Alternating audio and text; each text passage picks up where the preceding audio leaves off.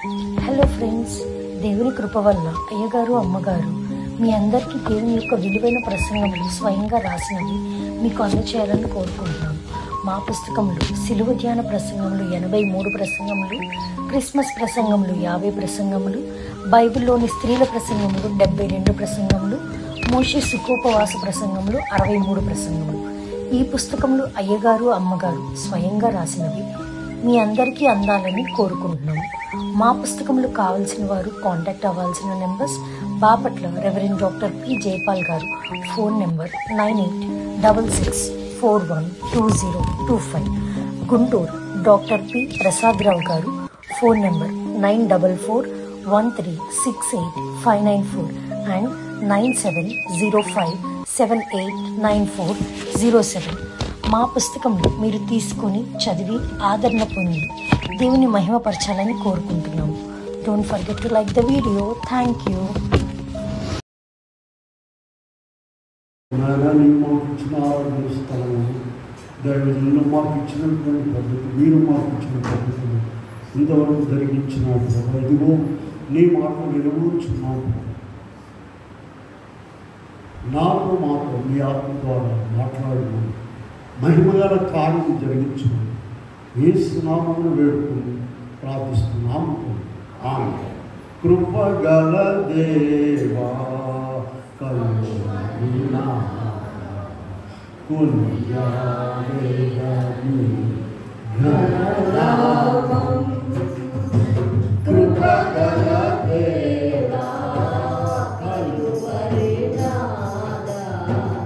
కొనియాడేదని ఘననామం. హల్లెలూయా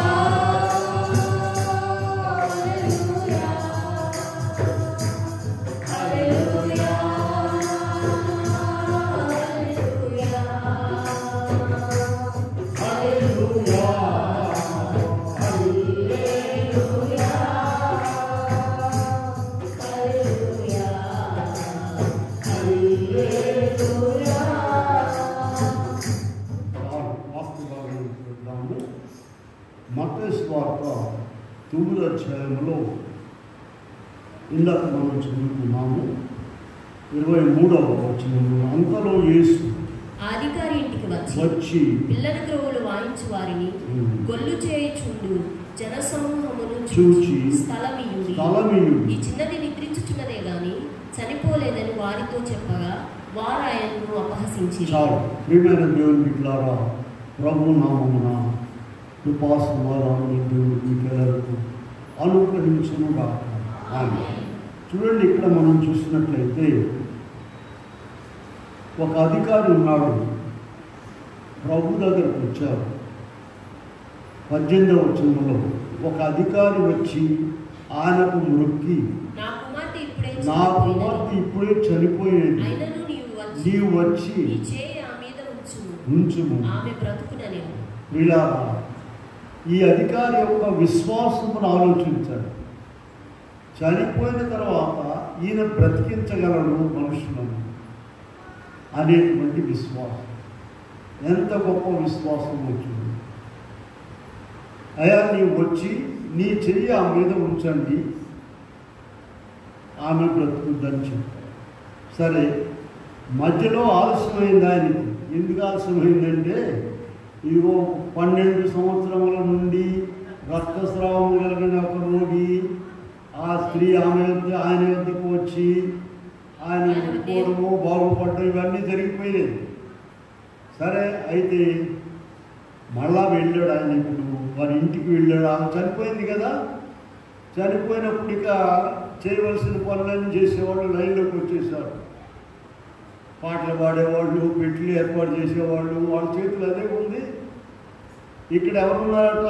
అంతలో వేసి అధికారి ఇంటికి వచ్చి పిల్లల గురువులు వాయించు వారిని గొల్లు చేయుచున్న జనసమూహమును చూచి స్థలమీయుడి, ఈ చిన్నది నిద్రించుచున్నదే కానీ చనిపోలేదని చెప్పారు. వాళ్ళందరూ ఏం చేశారంటే ఇప్పుడు అపహసించారు. ఇలా ఈ దినం మన పాఠం ఏంటంటే, ప్రభువుకు స్థలం ఇవ్వాలి. మన హృదయంలో, మన మనసులో మన ఇంట్లో దేవునికి సరైన స్థలం ఉన్నదా, సముచితమైన స్థానం ఉన్నదా? నీవు అలా ఇవ్వగలిగినట్లయితే దేవుడు నీకు గొప్ప మేలు చేస్తాడు. నీకు అయినట్టు పోయినాడు. లోకంలో పనులన్నీ అయినట్టు పోయినట్టు చేస్తారండి. భోజనం చేస్తారు, అయినట్టు పోయినట్టు ఒక మందు తింటారా? ఏ పనైనా పర్ఫెక్ట్గా చేస్తారు. మరి దేవుని విషయంలో అదే ఈ దినం మనం ప్రభు దగ్గర నేర్చుకోవాల్సిన విషయం. లూకా సువార్త 9వ అధ్యాయము 58వ వచనంలో చూస్తే ప్రభు ఒక మాట చెప్పారు, నక్కలకు గొరియలు నేను ఆకాశ పక్షులకు నివాసములు కలవు గాని మనిషి కుమారునికి తలవాల్చుటకైన స్థలము. చూడండి 57వ వచనం చూద్దాం. చూడండి, ఒక ఆయనట 57వ మార్గమున వెళ్ళుచుండగా ఒకడు నీవెక్కడికి వెళ్ళినను నీ వెంట వచ్చేదనని ఆయనతో చెప్పాను. అందుకు యేసు చూడండి, నీవెక్కడికి వెళితే నేను అక్కడికి వస్తానని మంచి మాట అన్నది మంచి మాటే, కానీ అతని హృదయంలో ఏముందో ప్రభువుకు తెలుసు. ఈ వచ్చేవాడే కాదు, ఈ మధ్యలో మారుకునే రకమే. అందుకనే రావద్దని చెప్పి నక్కలకు గొరియలు నేను. పిల్లారా, మన దేవుడు ఆకాశ మహాకాశములు పట్టజాలని దేవుడు. ఏ దేవుడు ఈయన? గొప్ప దేవుడు. ఆదికాండం 1వ అధ్యాయంలో భూమి ఆకాశములందరి సమస్తమును ఆయన ఏం చేశారండి? మాట ద్వారా కలుగు చేసిన దేవుడు ఈ లోకానికి వచ్చాడు. ఇలా జాగ్రత్తగా విందాం. ఈ లోకానికి వచ్చినప్పుడు ఒకటి, ఆయన పుట్టింది ఆయన సొంత ఇంట్లో కాదు. ఎక్కడ పుట్టాడమ్మా? ఎక్కడ ఎవరిదో పశువుల పాకలో పుట్టాడు ఆయన. ఎవరో జాలర్ల యొక్క నావలో పడవల్లో ఉండి వాక్యం చెప్పాడు. ఎవరో ఈయనే కాదు, వాక్యం చెప్పాడు. ఒక బాలుడు తెచ్చినటువంటి 5 రొట్టెలు చేపలను జనసమూహానికి పంచిపెట్టాడు. ఎవరు తెచ్చారమ్మా ఆ రొట్టెలు? ఎవరయ్యి? ఈయనయా? ఎవరో ఒక అబ్బాయి తెచ్చినటువంటి రొట్టెలను పంచిపెట్టాడు. ఆయనకు వేసిన సిలువ ఎవరి కొరకైనా? బరబ్బా కొరకు ఏర్పాటు చేసిన సిలువలు. దాని మీద ఈయన సిలువ వేశారు. చనిపోయిన తర్వాత అరిమత్త యోసేపు అనేటువంటి ఆయన సమాధిలో పెట్టి, ఈయనకు ఆ దినాల్లో ధనవంతులైన వారు ముందుగానే సమాధి పిలిపించుకుంటారండి. ఇప్పుడు మన దేశంలో విజయవాడ పట్టణంలో కూడా మేము చాలా కాలం ఉన్నాం కదా, అక్కడ చాలా కష్టం ఈ సమాధులు పెట్టి. అందుకని ఒక సమాధి భర్తకు ఒక స్థలం చూస్తే ఆ సమాధి మీద మళ్ళీ రిజర్వేషన్ చేసి ఉంచుతారు, సిమెంట్తో కట్టి, ఒకదాని మీద ఒకదాని మీద. ఎందుకయ్యా ఇదంటే ఆవిడ కొరకు, ఆవిడ ఇంకా చనిపోవాలా, బాగానే ఉంది అని ఆమె కొరకు రిజర్వేషన్ అక్కడ. కనుక ఇక్కడ చూస్తే ఏం జరిగిందంటే, ఇక్కడ ఏం చేశారు చెప్పండి? ఆయన సమాధి కాదు ఇది, అరిమత్త యోసేపు సమాధిలో ఉంచారు. చూడండి, మనము మట్లాదివారం జరుపుకున్నాం కదా, జయోత్సవములతో యేసుప్రభు ఎక్కడికి వెళ్ళాడమ్మా చెప్పండి? యెరూషలేము వెళ్ళాడు. వేరే వాళ్ళ గాడిద మీద. ఆయనకి గాడిద లేవు, ఇల్లు లేదు, వాక్యం. మనకి ఇవన్నీ సొంత ఉన్నా కూడా ఇంకా విచారమే, ఇంకా దిగులు ఏంటో లేనట్టు, అంత పోగొట్టుకున్నట్టు. మేము మా ఊరు వెళ్తాం కదండి, కొత్త వాళ్ళు కనపడితే ఏమంటారంటే, మీరు సొంత ఇంట్లో ఉన్నారు, అద్దెంట్లో ఉంటున్నారు అంటారు. ఎందుకైతే ఆ ప్రశ్న? అక్కడ పరలోక రాజ్యం సొంత ఇంట్లో ఉన్నవారు దండ్రులు, పరలోక రాజ్యం మీదని ఎక్కడ రాయన బైబిల్ 66 పుస్తకాలు. వీళ్ళు అది ఎందుకంటే వాళ్ళకి కావాల్సింది, మరి వీళ్ళు ఇక్కడ బ్రతుకుతున్నారు, బాగానే ఉన్నారు, అద్దెంట్లో ఉన్నారు, సొంత ఇంట్లో. వీళ్ళ ఇప్పుడు ఎన్ని చెప్పారు చూడండి. యెరూషలేము జయధ్వనులతో వెళ్ళాడు ప్రభు. ఎవరి గాడిద మీద? ఎవరిదో ఒక గాడిద మీద వెళ్ళాడు. ఎవరో ఒకరు సమాధిలో ఉంచారు ఆయన సరిపోతుంది. ఎవరో ఇంకొక ఆయన వేయాల్సిన సిలువ మీద ఆయన వేశాడు. రొట్టెలు అవన్నీ కూడా చేపలు పంచారు. ఎవరు తెచ్చినా? ఎవరో ఒక అబ్బాయి తెచ్చినటువంటి వాటిని ఆశీర్వదించి పంచారు. అది యేసుక్రీస్తు ప్రభు యొక్క విషయం. ఆయనకి ఎవరైతే స్థలం ఇస్తారో, ఇంటిలో, ఒంటిలో, మనసులో, ఆయన వారిని గొప్పవాడిగా చేశారు. ఆయన నాకు లేదు అనుకునేవాడు వారు లేరండి. దేవుని సేవకులైన వాడు అయ్యగారు రాశారు, అంతయు మనదే గదా యేసు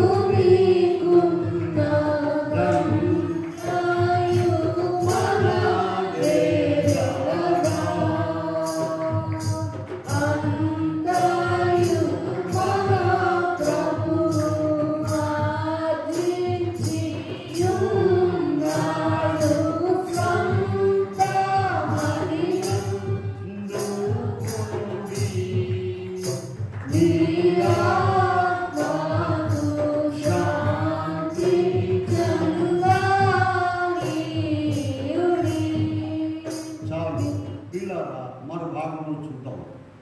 మత్తయి సువార్త 9వ అధ్యాయంలో ప్రభు ఏమంటున్నారు? స్థలమీయుడి, ఈ చిన్నది నిద్రించుచున్నదే కానీ వారు స్థలం ఇచ్చారు. వాక్యం వినాలి.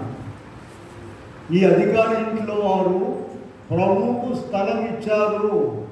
స్థలం ఇవ్వడం ద్వారా ఏమైందండి? చనిపోయిన కుమార్తె లేచి. ఇలాగా మన మనసులో, మన శరీరంలో, మన ఇంట్లో ప్రభువులకు స్థలం ఇచ్చినట్లయితే ఒకసారి చూద్దాం. చూడండి, లూకా 10వ అధ్యాయంలో 38వ వచనం నుండి పెడదాం.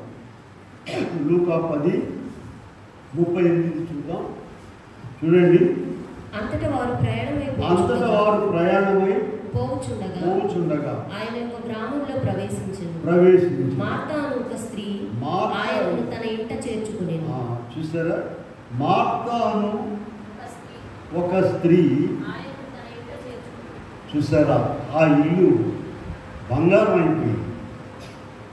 మాటలు మామూలుగా అంటుంటారు, నీళ్ళు బంగారంగా అంటారు. బంగారం లేదు, ఏమి లేదు, అడొట్టి గడ్డి చెప్తానండి.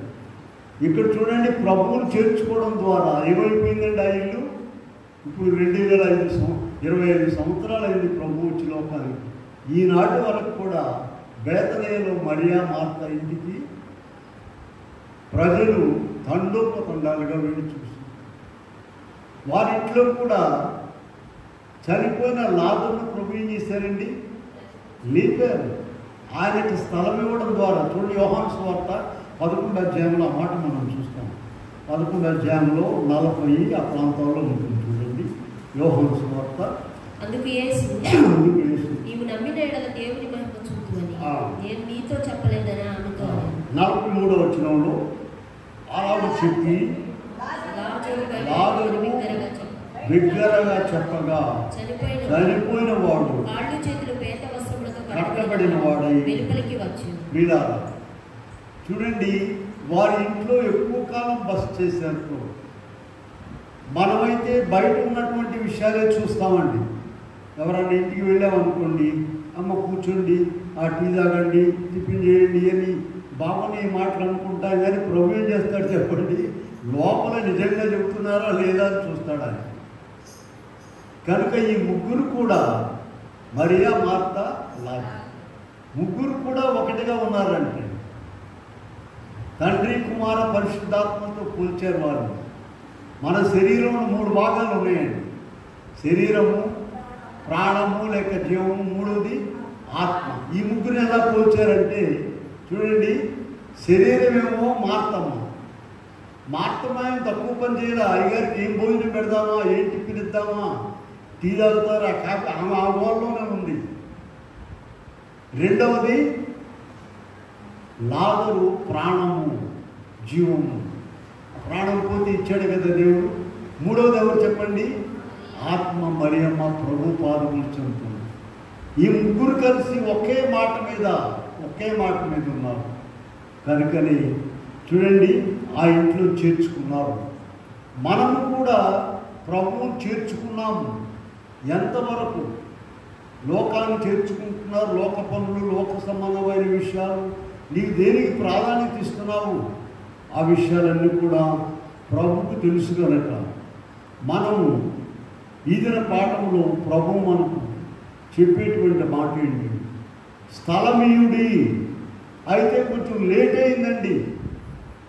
మనం కూడా ప్రభువుకి స్థలం ఇచ్చి నమ్ముకొని కొన్ని పనులు, సమస్యలు, చిక్కులు అడుగుతుంటాం, లేట్ అయ్యింది.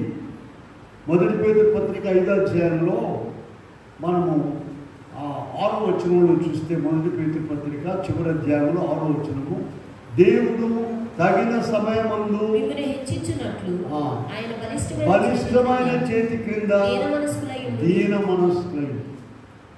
తగిన సమయం అంటే ఏ సమయం చెప్పండి?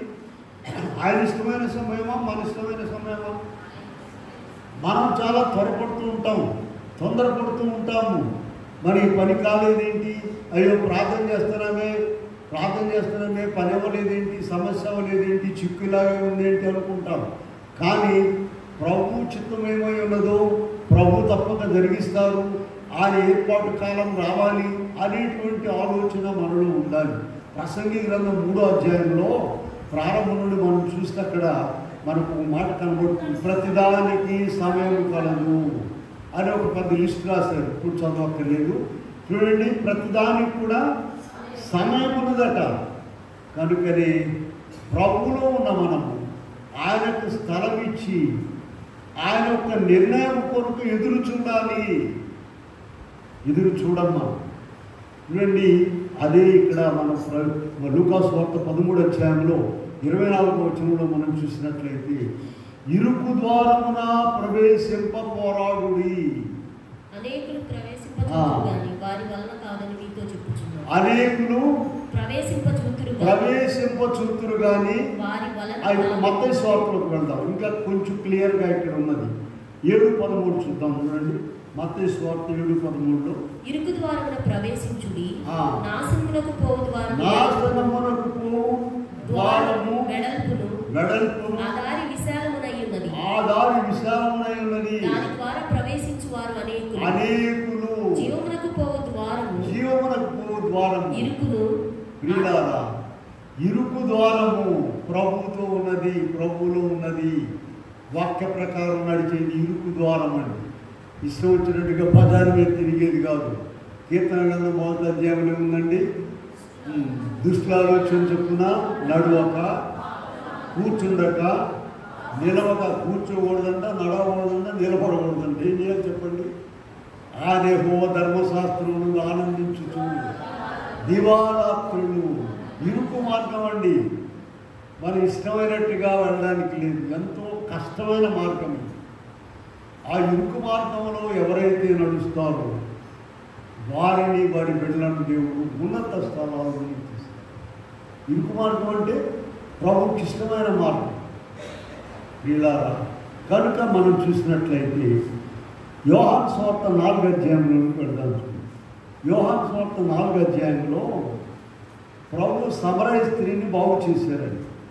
4వ అధ్యాయంలో సమరయ స్త్రీ బావి దగ్గరకు వచ్చింది, ఆమెను బాగు చేశారు. ఆమె వెళ్ళి ఊళ్ళో వాళ్ళందరినీ తీసుకొచ్చింది. ఇదిగో సర్వలోక రక్షకుడు క్రీస్తు ప్రభు వచ్చారని చెప్పింది. ఇప్పుడు 40వ వచనం చూడండి. 40వ వచనం, ఆ సమరయులు ఆయన యొద్దకు వచ్చి తమ యొద్ద ఉండుమని ఆయన్ని వేడుకొని, గనుక ఆయన అక్కడ 2 దినములు ఉండేను. పిల్లారా, ఆ సమరయులు ఎంత గొప్పవాడు, ఎంత మంచివాడు. ప్రభువును, అయ్యా మా దగ్గర ఉండండి అయ్యా. ప్రభు 33.5 సంవత్సరాలు మాత్రమే జీవించారండి ఈ లోకం. మనకులాగా 60, 70, 80, 90 ఉంటాను. ఆ 33.5 సంవత్సరాల్లో కూడా 30 సంవత్సరములు ఇంట్లో వారి తండ్రికి సహాయం పనిచేస్తూ ఉన్నారు.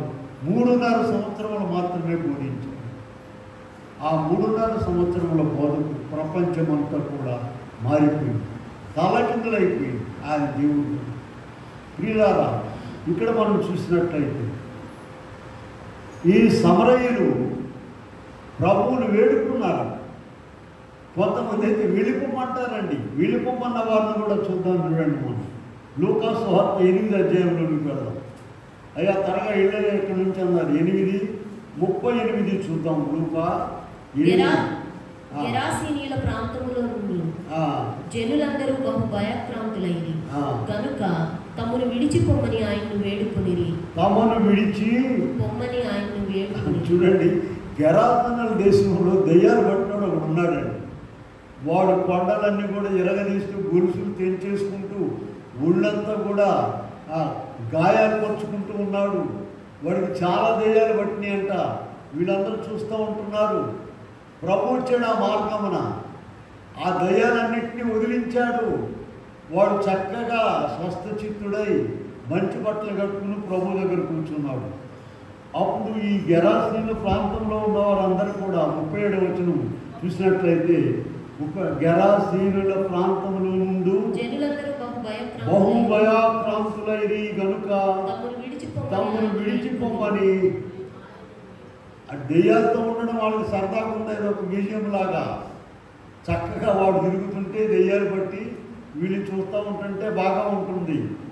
అందుకని చెప్పారమ్మా వీళ్ళు, అయ్యా విడిచిపోమ్మయ్యా. అలాగ మనుషులు ఉన్నారు కనుక ఇవన్నీ కూడా ఇక్కడ దేవుడు వ్రాయించి పెట్టారు. ప్రభువుకు మన అంతరంగం తెలుసు, మన ఆశ తెలుసు. మనమైతే పక్క మనుషులను గమనించలేరండి. నిజమే అనుకుంటారు, నిజమే కావచ్చు, ఒట్టిది కావచ్చు, అబద్ధం కావచ్చు, కానీ ప్రభువుకు అంతరంగాలన్నీ తెలుసు. చూడండి, జక్కయ్య దగ్గరకు పోదాం మనం. 19వ అధ్యాయంలో సువార్తలోనే 19వ అధ్యాయంలో 5-6 వచనాల్లో ఎరికో పట్టణానికి ఆ చోటికి వచ్చినప్పుడు కన్నులెత్తి చూచి జక్కయ్య త్వరగా దిగుము, నేడు నేను నీ ఇంట ఉండవలసి. చూడండి, ఆయనే వచ్చేసాడు ఆ ఇంటికి. జక్కయ్య చెట్టు మేడి చెట్టు ఎక్కాడండి ప్రభు వస్తున్నాడని. అతని ఆశ అంతా కూడా గమనించాడు. ఎంత ఆశ కలిగి ఉన్నాడు ప్రభువుకు. ప్రతి మనిషి యొక్క ఆశ తెలుసు, ప్రతి మనిషి యొక్క ఆలోచన తెలుసు, ప్రతి మనిషి యొక్క మాట తెలుసు, అన్నీ తెలుసు. దేవుడు అంటే ఏంటో మనలాంటి వాడు అనుకుంటున్నారు చాలామంది అండి. 850 కోట్ల మంది ఉన్నారండి ప్రపంచంలో. అంతమంది యొక్క ఆలోచన ఆయనకి తెలుసు. ఎవరు ఏం చేస్తున్నారు, ఒక చీమ ఎటుపోతుందో కూడా తెలుసు. అంత గొప్ప దేవుడు. ఇదిగో జక్కయ్యని పిలిచి ఏం మాట్లాడుతున్నాడు, జక్కయ్య త్వరగా దిగుము, నేడు నీ ఇంట. చూడండి, నీకు ఆశనట్లయితే ప్రభు పట్ల నా ఇంట్లో ఉండాలి. మత్తయి సువార్త చివరి అధ్యాయంలో చిట్టు చివరి 28వ అధ్యాయంలో చిట్టు చివరి ఒక మాట చెప్పాడు, ఇదిగో యుగ సమాప్తి వరకు సదాకాలము నేను మీతో కూడా ఉన్నానని చెప్పారు. చూసారా, అలా వాగ్దానం చేసిన ఆయన మనతో ఉండాలని నిశ్చయంగా అనుకుంటాడు ఎప్పుడు కూడా. అయితే నీకు ఆసక్తి ఉండాలి, ప్రభువు నీలో ఉంచుకునేటువంటి ఆసక్తి ఉండాలి. ఆయనే ఉంటాడు. ఇలా చూడండి, ఇక్కడ మనము సౌలు రాజు విషయం చూద్దాం. మొదటి సమూయేలు గ్రంథంలోకి వెళ్దాము. 10వ అధ్యాయంలో 1వ వచనంలో సౌలును సమూయేలు ప్రవక్త రాజుగా అభిషేకించాడు. అప్పుడు సమూయేలు తైలపు గుడ్డి పట్టుకొని సౌలు తల మీద తైలము పోసి అతన్ని ముద్దు పెట్టుకొని, యెహోవా నిన్ను అభిషేకించి తన స్వాస్థ్యం మీద అధిపతిగా. చూడండి, ఇశ్రాయేలీయుల మీద రాజుగా ఉండడానికి సౌలును అభిషేకించారు. జాగ్రత్తగా విన్నాం. 6వ వచనం చూడండి, అక్కడ యెహోవా ఆత్మ నీ మీదికి బలముగా దిగివచ్చు, ఆయన మీదకి వచ్చేసింది. 10వ వచనం కూడా చూడండి, దేవుని ఆత్మ బలముగా సౌలు మీదకి వచ్చింది. 11వ అధ్యాయంలో 6వ వచనం చూడండి, దేవుని ఆత్మ అతని మీదికి బలముగా వచ్చాను. జాగ్రత్తగా విందాం. చిన్న విషయమేమో. ఎందుకు ప్రభు మనలో ఉండకుండా వెళ్ళిపోతున్నారు, మన ఇంట్లో ఉండకుండా ఎందుకు వెళ్ళిపోతున్నారు ఆలోచించాలి. దేవుడు ఇక్కడ దాకా తీసుకొచ్చాడు మనలను. ఏం తప్పుందో మనలో ఆలోచించుకొని సరి చేసుకోవడానికి. ఇప్పుడు సౌలు విషయం చెప్పామండి. సౌలును దేవుడు ఏర్పాటు చేసుకుని ఇశ్రాయేలీయుల మీద, దేవుని ప్రజల మీద రాజుగా ఏర్పాటు చేశాడు.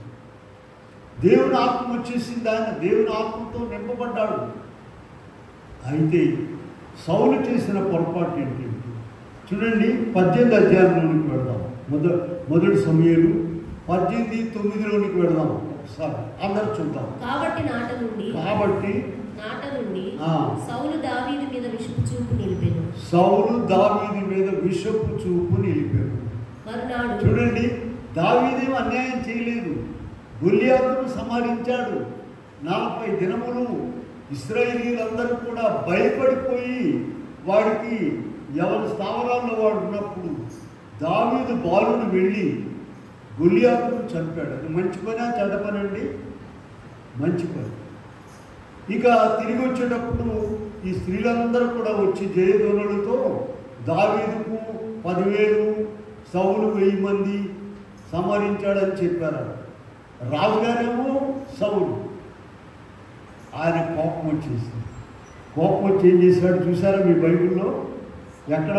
మొదటి సమూయేలు గ్రంథము 18:9లో విషపు చూపు చూపాను. అక్కడ నుండి జరిగింది ఏంటో తెలుసా మీకు? పదవచనంలోనికి వెళ్ళండి. దేవుని యొద్ద నుండి దురాత్మ సౌలు మీదికి బలముగా వచ్చిన. జాగ్రత్తగా చూడాలి వాక్యం. దేవుని యొద్ద దురాత్మలు ఉంటాయా? ఉంటాయి. దేవుని యొద్ద నుండి దురాత్మ ఎవరి దగ్గరకు వచ్చిందండి? ఎందుకు వచ్చింది చెప్పండి? విషపు చూపు. నీ చూపు ఎలా ఉన్నది? అసూయతో కూడుకుని ఉన్నదా? దేవుడు ఒక ఆయన ఆశీర్వదించాడని నీకెందుకండి? దేవుడు ఆశీర్వదించకుండా అయ్యగారు ఒక మంచి పాటలు రాశారండి, పాడండి. దుష్టులు వర్ధిల్లుట, దుష్టులు వర్ధిల్లుట చూచి, దుష్టులు వర్ధిల్లుట చూచి కష్టము పెట్టుకొనరాదు. దుష్టులు వర్ధిల్లుట చూచి కష్టము పెట్టుకొనరాదు. కష్టము పెట్టుకొన్నా నీవు దుష్టుడవుగా మారినట్టే. ఏకాంత స్థలము తోడుము, దేవుని ప్రార్థింప ఏకాంత స్థలము చేరుము. చూడండి, దుష్టులు వర్ధిల్లుట చూచి చాలామంది కష్టంగా ఉంటుంది. బాగా ప్రార్థన చేసే వాళ్ళు కూడా కష్టం. ఎందుకని? నీ ఇష్టం వాళ్ళ ఇష్టమా చెప్పండి? వర్ధిల్ల చేసే దేవుడు. దుష్టులు వర్ధిల్లుట చూచి కష్టం పెట్టుకొని రాదు. నీవు కష్టం పెట్టుకున్నట్లయితే నీవు దుష్టుడవుగా మారినట్టు. మనకు అర్థం కాని సమస్యలు చాలా ఉన్నాయండి లోకంలో. వాటిని స్వల్ప జ్ఞానం, అల్ప జ్ఞానం పెట్టి దాన్ని ఆలోచించి తప్పులు నిర్ణయించవద్దు. దేవుని ఆలోచన ఏంటో, దేవుని ఆలోచన ఒకసారి చూపిస్తాను చూడండి. యెషయా గ్రంథంలోనికి వెళదాం. యెషయా గ్రంథంలోనికి వెళితే 55వ అధ్యాయంలో 8వ వచనం చూడండి. 8వ వచనం 55. నా తలంపులు మీ తలంపుల వంటివి కావు, మీ త్రోవలు వంటివి కావు. ఇదే ఆకాశము భూమికి పైన ఎంత ఎత్తుగా ఉన్నావో మీ మార్గముల కంటే నా మార్గములు, మీ తలంపుల కంటే నా తలంపులు అంత ఎత్తుగా ఉన్నవి. ప్రియులారా, ఒక సమస్య, ఒక చిక్కు, ఒక ఇబ్బంది, ఇదిన ప్రభు మనతో మాట్లాడేదండి ఏంటంటే ఆమెకు స్థలం ఇవ్వండి. చూడండి, ఒకరొక మాట అన్నారు తీయండి. మధ్యలో ఒక ఆయన ఉంటాడు దళాలు, ఒక మధ్యలో దళాన్ని మోసుకొచ్చి, అమ్మో నిన్న సాయంత్రం నేను బలేదించిన ఎట్లా ఏమి ఈ లోపల ఈ రాత్రి నిద్ర లేదు, ఆహారం లేదు, తల కిందలైపోయి ప్రభుకి అప్పచెప్పి ప్రార్థన చేద్దామయ్యా ఇట్లా అన్నంట, ప్రభు ఏం చేస్తాడని చూద్దాం అనేవాళ్ళు ఎంతమంది ఉన్నారండి? లేదు, ముందు ఎప్పుడు తెల్లారిందా తెల్లారుదామని మొదలు పెడతారండి మా పల్లెలో. ఎందుకంటే రాత్రి అంతా పాపం పోరాడి ఆల్ నైట్ ప్రేయర్ అన్నమాట. రాత్రి అంతా మీకు పొద్దున్నే తెల్లారుదామని లేచి ఈ ఆల్ నైట్ ఏం చేశారా వాళ్ళు? All night prayer. ఆడకు దెయ్యం ఉందిగా, ఆ దెయ్యం ప్రేయర్. మనం పరిశీలించుకోండి. ఒక సమస్య, ఒక చిక్కు, ఒక ఇబ్బంది వచ్చిందన్నప్పుడు ప్రభువుకు ప్రార్థన చేసి, ప్రభా నీ చిత్తం ఏమైనదో, ఎందుకు వచ్చింది ఈ మాట, నీవు చర్య తీసుకో అని ప్రార్థించే వాళ్ళు ఎంతమంది ఉన్నారండి? ఇందాక మనం ఆరాధనలో చదివాం, తీయండి ఆ భాగం. రోమాపత్రికలోనికి వెళ్ళండి. రోమాపత్రికలో మనం చూసినట్లయితే 12వ అధ్యాయంలో చదువుకున్నాం. రోమాపత్రిక 12. మీకు మీరే పగ తీర్చుకొనక దేవుని ఉగ్రతకు చోటీయుడి. పగ తీర్చుట నా పని, నేనే ప్రతిఫలమిత్తునని ప్రభు చెప్పుచున్నాడని వ్రాయబడి ఉన్నది. ప్రియులారా, ప్రభు చేసే పరిష్కారము, ప్రభు తీసేటువంటి పగ అది వేరుగా ఉంటుంది. నీవేదో చేద్దామని వెళ్ళావనుకో, ఇంకా 4 సమస్యలు ఎదురవుతాయి, ఇంకా లేని సమస్యలు ఎదురవుతాయి. భక్తి అంటే ఏంటనుకున్నారు? ఎక్కడి నుంచో వచ్చింది అనుకోవాకండి. మనమే మన ఇష్ట ప్రకారం చూడండి. ఇవాళ పాఠంలో అన్నీ కూడా చేశారు.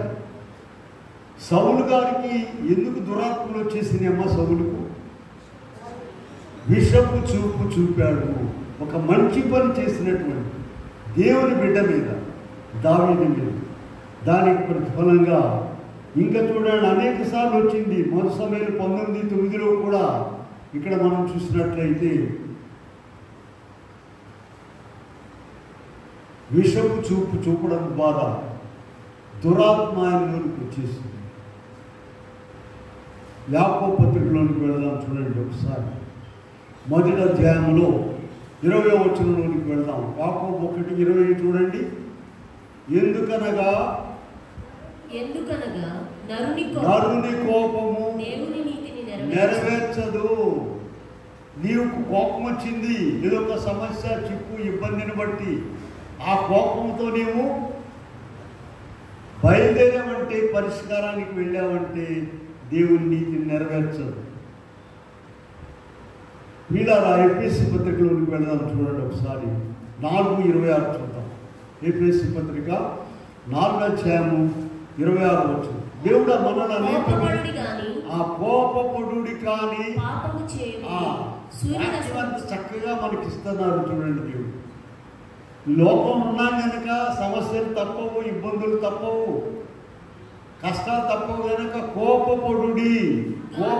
అక్కడ ఆ మాట చూడండి, ఒక్క నిమిషం అవుదాం. అక్కడ కోపం పడండి కానీ పాపము చేయకుడి, సూర్యుడు అస్తమించు వరకు మీ కోపం నిలిచి ఉండకూడదు. ఎప్పటి వరకు అండి? 37 వరకు ఉంటుంది ఆ కోపం. వీళ్ళు ఎక్కడ పోయేవాళ్ళండి? వీళ్ళు ప్రార్థన చేసేవాళ్ళేనా? యేసును నమ్ముకున్న వాళ్ళేనా? ఒక్కసారి కల్వరి శిలువలో ప్రభువును 40 దినాలు ధ్యానం చేస్తున్నారు. ఈ 2 రకంలాగా అయిపోయింది. ముందు వేశారు, కోడాలతో కొట్టారు, బేకులు కొట్టారు, పదండి ఇంటికి. ప్రియులారా, అలా కాదు. ప్రభు ఏ చర్య తీసుకున్నారు? ప్రభువుని గురించి ఇందాక చెప్పుకున్నాం. ఇంత ఉన్నప్పుడు మనకు ఓర్పు ఉన్నదా? సహనం. సూర్యుడు అస్తమించే వరకు, ఇక సూర్యుడు అస్తమించిన తర్వాత ఉండకూడదు. ఇప్పుడు మనందరం పరిశీలించుకోవాలి. నేను కూడా పరిశీలించుకోవాలండి. ఒక అంశం మీద, ఒక మనిషి మీద కోపం వచ్చింది అనుకోండి, ఎంతకాలం ఉంటుందమ్మా ఈ కోపము? కనీసం 4 ఏళ్ళన్నా లేకపోతే అట్లా చెప్పండి. ఇది భక్తి కాదు, ప్రార్థన. నీవు చేసేది ప్రార్థన కాదు, భక్తి కాదు. కనుక అందుకనే లోపం ఉన్నాం కనుక మనము ఇంకొక మాట చూద్దాం చూడండి. ఇక్కడ మనం చూసినట్లయితే ఎఫెసీ 4:26 చూసాం కదా. ప్రసంగిలోకి వెళ్తాం. 7:9 చూడండి. ప్రసంగి 7:9 చూద్దాం. 7:9 చదవండి.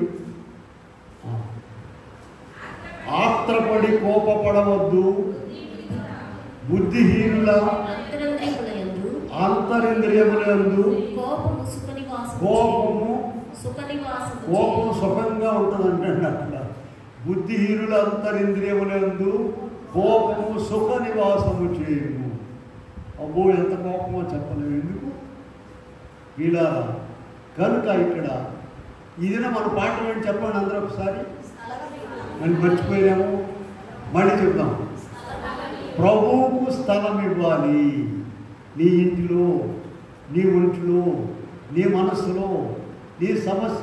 ఇందాక చెప్పుకున్నాం కదా, ఆ రాత్రి పడుకోబోయే ముందు ఏదో ఒక మాట వచ్చింది, ఫోన్ చేశారు.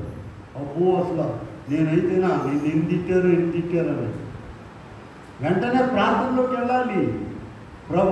ప్రభు కప్పచెప్పాలి. ప్రభు పరిష్కారం బాగుంటుందా, మన పరిష్కారం బాగుంటుందమ్మా? అది నేర్చుకోవడానికి ప్రభు ఇదిన మనతో మాట్లాడు. అయితే ప్రభు ఎంత ప్రేమ కలిగిన వాడంటే మనం స్థలం వేయకుండానే మనం చూడండి, మనకు తెలిసిన భాగాలు కొన్ని చెప్తాను నేను. 1 కొరింథీ పత్రికలోనికి వెళ్దాము, అన్నీ తెలిసినవి. 3:16 మీ దేహము దేవుని ఆలయమైనదని, మీ దేహము దేవుని ఆలయము. 6:19 చూడండి, 6:19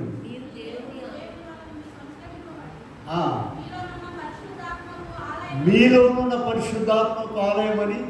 అసలు మన దేహమే ఆయనకు ఆలయంగా ఉన్నది. మరి ఇంకొక మాట చూద్దాం. 1 యోహాను పత్రికలోకి వెళ్ళండి. 1 యోహాను పత్రికలో 4:4 ఒక మాట చూద్దామండి. 4:4 మీరు దేవుని సంబంధులు, మీరు దేవుని సంబంధులు, మీలోనున్నవాడు. ఎక్కడున్నాడప్ప దేవుడు చెప్పండి? మనలో ఉన్నాడు. మనం అడగకుండానే ఆయన మనలో ఉండడానికి నిర్ణయించుకున్నారు. 3 రెఫరెన్సులు చెప్పాను. 1 కొరింథీ 3:16, 6:19, మరి యోహాను 4:4. ఆయన నిర్ణయించుకున్నారు. మరి ఆయనే ఉండొచ్చు కదా. మరి మన పర్మిషన్ ఏంటి? వీళ్ళారా స్వేచ్ఛ అనేటువంటిది ఒకటి ఇచ్చాడు ప్రభు. నీ ఇష్టము, నరకానికి పోతావో, మోక్షానికి పోతావో, ఎక్కడ చచ్చిపోతావో నీ ఇష్టం. ఆ స్వేచ్ఛను ఆయన తీసివేయడు. ఆ స్వేచ్ఛను కాలేజీలో చేర్చారండి అందరూ. నువ్వు చదివి పాస్ అవుతావో తప్పుతావో నీకు లెఫ్ట్ వచ్చాడు, నీ ఇష్టం అది. కనుక అందులోకి రాడు. అంతేకాదు, ఇవన్నీ కాకుండా యెషయా 57లోనికి వెళ్ళండి. యెషయా 57లో ప్రభుకు మాట చెప్తూ ఉన్నారు. 57:15 అనుకుంటా చూడమ్మా. మహాగణుడు, మహోన్నతుడు, పరిశుద్ధుడు, నిత్య నివాసి అయిన వాడు సెలవిచ్చుచున్నాడు. మహోన్నతమైన పరిశుద్ధ స్థలములో నివసించువాడను ఆయనను వినయము గల వారి ప్రాణమును ఉజ్జీవింపజేయుటకును, నలిగిన వారి ప్రాణమును ఉజ్జీవింపజేయుటకును, వినయము గల వారి యొద్ద దీన మనసు గల వారి యొద్దను నివసించుచున్నాను. ఎక్కడ నివసిస్తున్నారంటే ఆయన వినయము గల వారి యొద్దను, దీన మనస్సు గల వారి యొద్ద. అసలు మన దేహమే ఆయనకు నివాస స్థలముగా ఏర్పరిచాడు. ఇదిగో పైగా నేను వచ్చి మీ దగ్గర ఉంటానని చెప్పారు.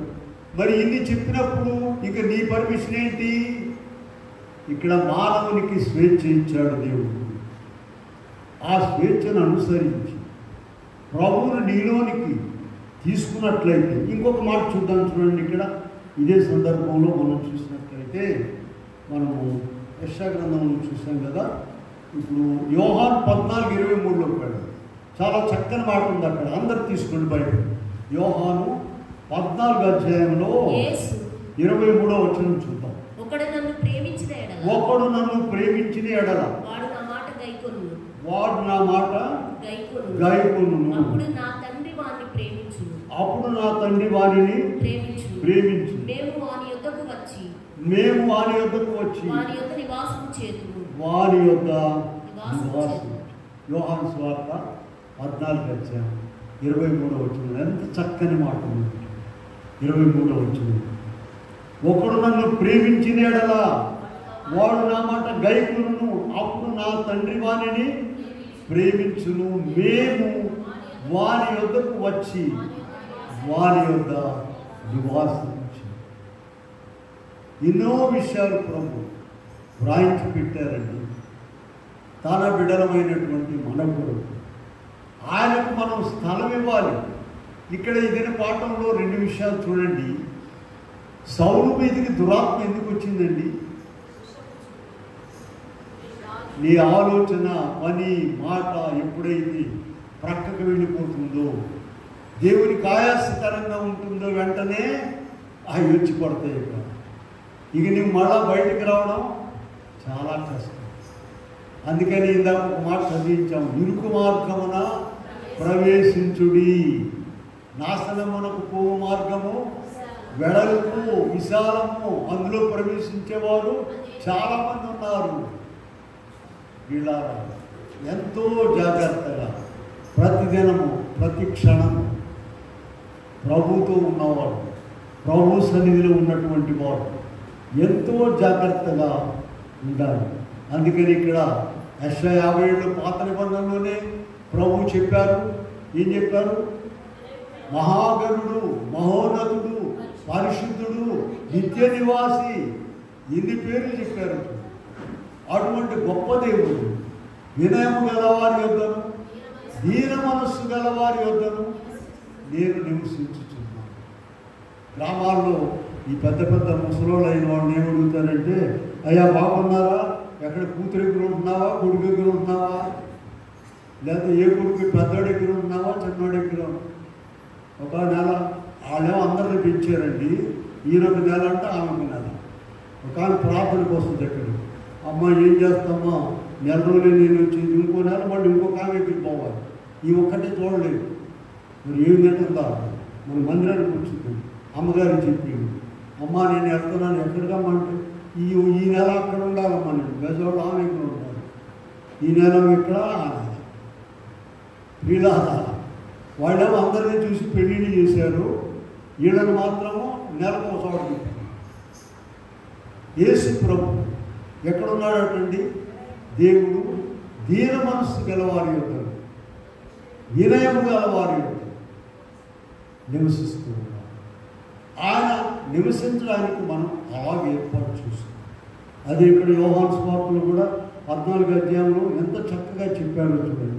23 ఒకడు నన్ను ప్రేమించిన యెడల నా మాట గైకొనును, మేము వాని యొద్దకు వచ్చి నివాసం. కనుక ప్రియులారా, మనం కూడా ఏదైనా పాఠంలో నేర్చుకోవాల్సింది ఏంటి? ఒక సమస్య, ఒక చిక్కు, ఒక ఇబ్బంది, కష్టము, నష్టము వచ్చినప్పుడు ప్రభువుకు సమయం ఇవ్వాలి, ప్రార్థన చేయాలి. ప్రార్థన చేసి ప్రభు ఎలా చేస్తారో, ఏం చెప్తారో అనేటువంటి దాని కొరకు ఎదురు చూడాలి. కానీ అలా కాకుండా మన మీద మనకు సొంత నిర్ణయం తీసుకున్నట్లయితే ఏమైందండి? చూడండి, మొదటి సమూయేలు గ్రంథంలోకి వెళ్దాం. చూడండి, మొదటి సమూయేలు గ్రంథంలో ఒకసారి 15వ అధ్యాయంలో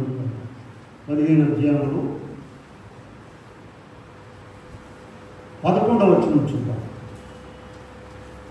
సౌలు నన్ను వెనుక తీసి కనుక అతనిని రాజుగా నిర్ణయించినందుకు నేను పశ్చాత్తాపపడుచున్నాను. అందుకు సమూయేలు కోపావేశుడై రాత్రంతా యెహోవాకు మొరపెట్టుచు. చూడండి, దేవుడు సమూయేలు ప్రభుతో మాట్లాడు, అయ్యా నేను ఇంత కష్టపడి సౌలును రాజుగా చేశాను, నా మాట వినకుండా పోయాడు అని దేవుడు బాధపడ్డాడట, పశ్చాత్తాపడ్డాడు. అప్పుడు సమూయేలు గారికి ఏమొచ్చిందమ్మా? కోపం వచ్చేసింది. వెళ్ళి సౌలును చెడాబెడా తిట్టలేదు. సౌలుని ఏం తిట్టినా ఆయన పడతాడు, ఎందుకంటే ఈయన ప్రవక్త, దేవుడు, ఈయన అభిషేకించిన ఆయనే సమూయేలు గారు. కానీ సమూయేలు గారు ఏం చేశాడమ్మా? ఉన్నదా మీ బైబిల్లో? ఏం చేశాడంట? రాత్రంతా కూడా 2 లాభాలు ఉన్నాయండి ఇక్కడ. రాత్రంతా ప్రార్థన చేయండి, నీలో కోపం పోద్ది. 2 దేవుడు పని జరిగింది. అసలు ఈ 2 పనులు సాయంత్రం చేయనీదండి. ముందు పద, ఆమెను తీసుకెళ్ళి, ఈమెను తీసుకెళ్ళి. ఒక పెద్ద ముసలాళ్ళు ఉంటారు ఇంట్లో, నన్ను పిలుచుకెళ్ళి నన్ను జాడిస్తాను, బట్టలు జాడించి నన్ను జాడించుందంటే ఇప్పుడు. వీళ్ళ ఈ జాడింపులు కాదు. నీవు ప్రార్థన చేసుకుంటే ఒక పెద్ద విపత్తు వచ్చింది, పెద్ద ఇబ్బంది వచ్చింది, అమ్మా నీ జాడింపు కాదు, ప్రభువుకు అవకాశం. నాకు ఇవ్వండి, చోటు ఇవ్వండి. రోమా 12 చూసారా? రోమా 12వ అధ్యాయంలో ఏం చదివారు? మళ్ళీ చదవండి, అది చూద్దాం. రోమా 12లో ఇందాక చదివారు కదమ్మా. 19:20 మీకు మీరే పగ తీర్చుకొనక దేవుని ఉగ్రతకు చోటు ఇవ్వండి. పగ తీర్చుట నా పని. వీళ్ళారా, ప్రభువు తీర్చేటువంటి సెటిల్మెంట్ చాలా బాగుంటుందండి. మేము అదే ప్రాక్టీస్ చేస్తుంటామండి. మా మీదకి వస్తుంటారు, పోరాడుతుంటారు, పోట్లాడుతుంటారు, మీ సంగతి తేలుస్తామని చెప్పింది ఒక ఆమె. అసలు కొద్ది రోజుల్లోనే మీ ఇద్దరు సంగతి తేలుస్తామని బాపట్టున్నాను. అమ్మా ఇప్పుడు ఏం చేయాలి? ఇప్పుడు ఇక మనం పోలీస్ స్టేషన్ పోవాలా? ఎక్కడ పోవాలి చెప్పండి? ప్రార్థనలోకి వెళ్ళిపోయాము. ప్రభు శాశ్వతంగా పరిష్కారం ఇచ్చాడు. ఆయనే తేల్చేసాడు. చాలా ఆశ్చర్యకరం. విజయవాడలో కూడానండి సాక్ష్యం, అపోస్తలులు సాక్ష్యంతో కూడిన వాక్యం చెప్పారు. మేము కూడా చిన్న సాక్ష్యం.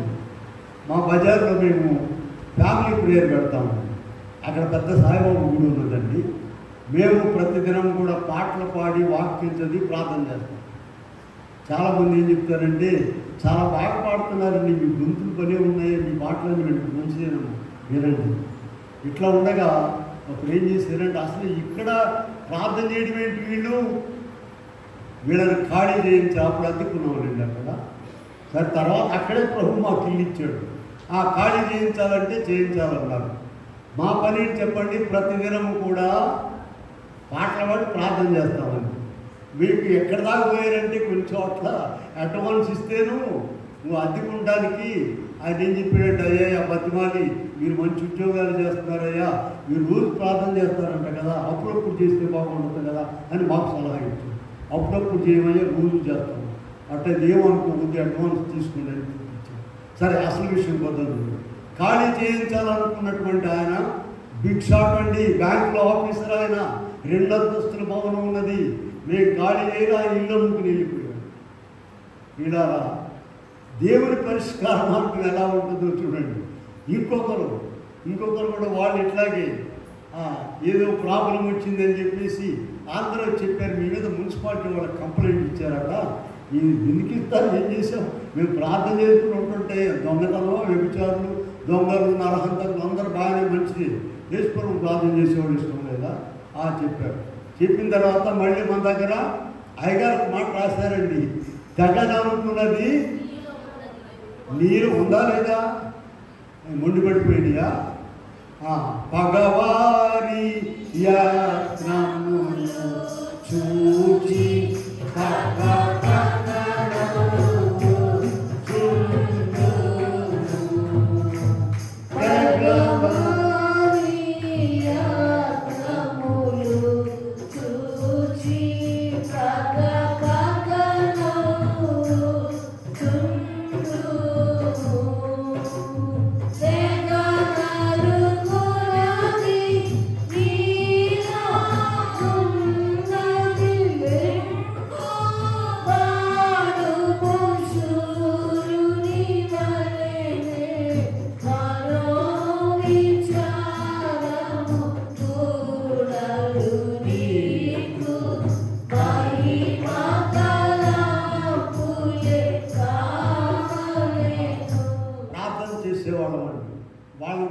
వాళ్ళ గురించి చర్య తీసుకోండి. మన ప్రార్థన ఎట్లా ఉండాలో తెలుసా, అయ్యా వారిని దీవించండి అయ్యా అని ప్రార్థన చేయాలి. మరి ఈ ప్రార్థన ఎట్లా వస్తుందో జాగ్రత్తగా చూడండి. ప్రార్థన చేశాము, వాడు కూడా ఇల్లు అమ్ముకుని వెళ్ళాడు. తర్వాత నాకు కనపడి ఆయన నెత్తినోరు పడుకున్నాడు, అయ్యా ఇక మా వల్ల కాలేదండి, ఇల్లు అనవసరంగా ఇల్లు అమ్ముకుని వెళ్ళామంటాను. ఇలా మన మీదకు వచ్చేటువంటి వారి కొరకు ప్రార్థన. నీవు సొంత నిర్ణయం తీసుకోవద్దు పిల్లారా, నీ ఇష్టం వచ్చినట్టుగా తీసుకోవద్దు. ఇలాగ అనేక ఎగ్జాంపుల్స్ ఉన్నాయండి. అయితే ఇక్కడ ఒకటండి, ప్రార్థన చేయడం అంటే అమావాస్య పౌర్ణానికి ప్రార్థన చేయడం కాదండి, నిత్యము ప్రతిదినము కూడా ప్రార్థనలో ఉండాలి. అదే చాలామంది ఇప్పుడు విజయవాడ మమ్మలను మీరు ఏ పుస్తకాలు రిఫర్ చేస్తున్నారండి అని చెప్తారు. వాక్యం చెప్తే ఏమీ రిఫర్ చేయట్లేదండి, ఒకే పుస్తకం బైబిల్ అన్నాను. ప్రభు అందించాలండి వాక్యము. మనం పోరాడితే కాదు, ఉంది కదా 187 అధ్యాయములు ఏముందమ్మా, మీరు వేకువనే లేచి చాలా రాత్రి అయిన తర్వాత పండుకొంచు తన ప్రియులు నిద్రించుచుండగా. వీళ్ళారా తన ప్రియుల మనసులోనికి వెళ్ళాలంటే ప్రతిదినము ఏం చేయాలమ్మా, ప్రతిదినం భోజనం చేస్తున్నారమ్మా. మరి ప్రతిదినం ప్రార్థన చేస్తున్నారా? చేస్తున్నాడు. నిన్న చేయలేదు, ఆటంకం వచ్చేసింది. వీళ్ళారా అలా కాదు. ప్రతిదినం ఎవరైతే ప్రభుతో సహవాసం చేస్తారో, ప్రతిదినము ఇటు వాక్యము అటు ప్రార్థన. చివరిగా ఒక వాక్యం నేను మీకు చూపించి చూడండి. ఈ తొందరపడేటువంటి వారు, ఈ ప్రభువుకు చోటు ఉన్నటువంటి వారు ఏం చేస్తారంటే, ఇక్కడ మనం యోగ గ్రంథంలోనికి వెళ్దాం. ఒకసారి 21వ అధ్యాయంలోనికి వెళ్దాం. యోబు గ్రంథము 21:13 చూడండి. వారు శ్రేయస్సు కలిగి తమ దినములు గడుపుదురు, ఒక్క క్షణములోనే పాతాళమునకు దిగుదురు. చదువు ఇంకా. వారు నీ మార్గములను కూర్చున్న జ్ఞానము మాకు అక్కర్లేదు, నీవు మమ్మల్ని విడిచిపోమని దేవునితో చెప్పుదురు. మేము ఆయనను సేవించుటకు సర్వశక్తుడు మేము ఆయన గూర్చి ప్రార్థన చేయటం చేత మాకేమి లాభము అని వారు చెప్పుదురు. అసలు విషయం తెలియకుండా, లోతు తెలియకుండా, రుచి తెలియకుండా నీ ఎంతకాలం ఉన్నావు, ప్రభువులోకి వచ్చావు, ఆ ప్రభు యొక్క రుచి తెలుసుకున్నావా? పాటలు కూడా పాడుతున్నాం, పాడండి. రుచి చూచి ఎరిగితున్నాను అని పాడతారు కదా మీరు. రుచి చూచి ఎరిగితిని యెహోవా ఉత్తముడని, రుచి చూచి ఎరిగితిని యెహోవా ఉత్తముడని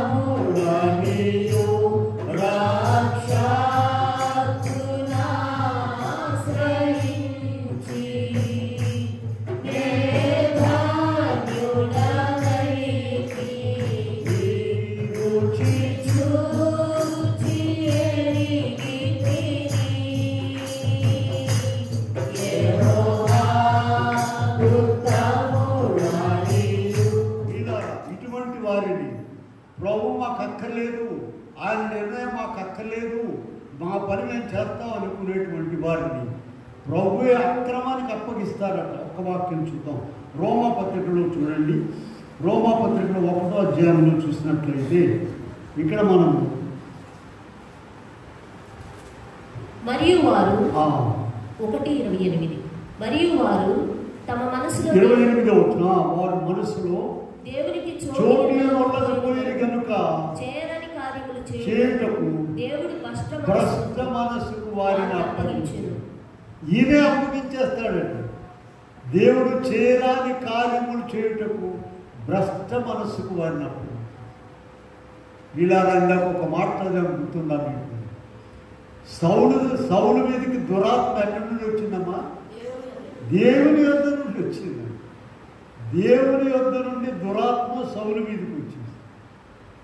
ఒక్క దినముననే సౌలు ఆయన కుమారులు ముగ్గురు కూడా ఒక్క దినమునే చనిపోయింది యుద్ధం. ఇలా ఈ దినం ప్రభు మనం అనేక రీతులుగా మాట్లాడుతుంటారు. ఆత్మను భద్రపరుచుకుని, ఒక్క మాట భద్రపరుచుకుని ప్రతి విషయంలో చూడండి. సమయాలు గారికి చాలా కోపం వచ్చిందమ్మా. ఏం చేశాడమ్మా? కొట్లాడాడు, వెళ్ళి నిద్రపోయాడా లేదా రాత్రంతా? రాత్రంతా కూడా ప్రార్థన చేశాడు. ఈ ప్రార్థన ద్వారా నీలో కోపం తగ్గుతుంది, ప్రభు చర్య తీసుకుంటావు. 12వ అధ్యాయంలో చూసాం కదా, రోమా 12లో మీ అంతటా మీరే పగ తీర్చుకొనవద్దు, పగ తీర్చుట నా పని. అయితే కొద్దిగా ఆలస్యం పట్టుంది. ఎందుకు ఆలస్యం పట్టుందో తెలుసా? నువ్వు ఆగుతావో లేదో చూస్తాడు దేవుడు. నువ్వేడు చిందులేస్తా ఉన్నావు అనుకో, అసలు ఇంకా వెనక్కపోవు. ఇది ఇంకా జరగలేదని చిందులేస్తున్నావు అనుకోండి, అసలు చర్య తీసుకోడు ప్రభు. నీవు సెటరైట్ అయ్యే వరకు, నీలో భక్తి పెరిగే వరకు కూడా ప్రభు ఆగుతాడు. అదే తగిన సమయం. ఇందాక చదివాం కదా, మొదటి పేతురు పత్రికలో, మొదటి పేతురు పత్రిక 5వ అధ్యాయంలో 6వ వచనంలో మనం చదివిందాక, దేవుడు తగిన సమయమందు మిమ్మల్ని హెచ్చించినట్లు ఆయన బలిష్టమైన చేతి క్రింద. ఎప్పుడు తగిన సమయం అంటే 10 ఏళ్ళ, 5 ఏళ్ళ, 20 ఏళ్ళ అసలు లేదు, అయినా కూడా నువ్వు ఉండాలి. కనుక ఆకు ఎవరైతే మొట్టమొదట మనం ఎవరి గురించి మాట్లాడాము? యాయీరు అనేటువంటి సమాజ మందిరపు అధికారి ప్రభు వెంటే ఉన్నాడు, ప్రభుతో ఉన్నాడు, ప్రభువునింటికి తీసుకువెళ్ళాడు. ప్రభు అక్కడ ఒక మాట చెప్పాడు, స్థలమియుడి. ఎవరైతే ఆయనకు స్థలం ఇస్తున్నారో, ఎవరి ఇంట్లో, ఎవరి మనసులో, ఎవరి శరీరంలో ఆయనకు స్థలం ఇస్తున్నారు, వారి దగ్గరకు వచ్చి ఆయన నివాసం చేస్తున్నాడు. వారి సమస్యలు చిక్కులు అన్నిటిని కూడా ఆశ్చర్యకరంగా ఆయన పరిష్కరిస్తున్నారు. అలాగే మనము మన సొంత నిర్ణయాలు తీసుకోకుండా ప్రార్థన చేసి ఎన్నాడైనా వెయిట్ చేసి ప్రభువుకు స్థలం ఇవ్వాలని ఈ దినం ప్రభు మనతో మాట్లాడారు. అట్టి కృప దేవుడు మనకెల్లరకు అనుగ్రహించునుగాక. ఆమె చిన్న ప్రార్థన చేద్దాము. ప్రేమగల మా తండ్రి, దయగల పాపంలో ఉన్నాము, మంటి శరీరంతో ఉన్నాము కనుక కోపపడుడి కానీ పాపము చేయదు. సూర్యుడు అస్తమించే వరకు నీ కోపము నిలిచి ఉండకూడదు స్పష్టంగా వ్రాయించారు. ఇదిగో ఈ మాటలు విన్న మేము సూర్యుడు అస్తమించే వరకు మాత్రమే మా కోపం ఉంచుకోవాలి. అంతేకాదు ప్రతి అంశంలోనూ చిక్కులు, ఇరుకులు, ఇబ్బందులు యోబు 7:1 ఈ జీవితకాలం అంతా యుద్ధకాలం అని రాసిన యుద్ధమును అయ్యా నీ పరిష్కారంతో నీవు పగ తీర్చుకోవడానికి నీకు స్థలం ఇచ్చేటువంటి గొప్ప భాగ్యం మాకందరికీ దయచేయమని యేసు నామమున వేడుకొని ప్రార్థిస్తున్నాము. ఆమేన్.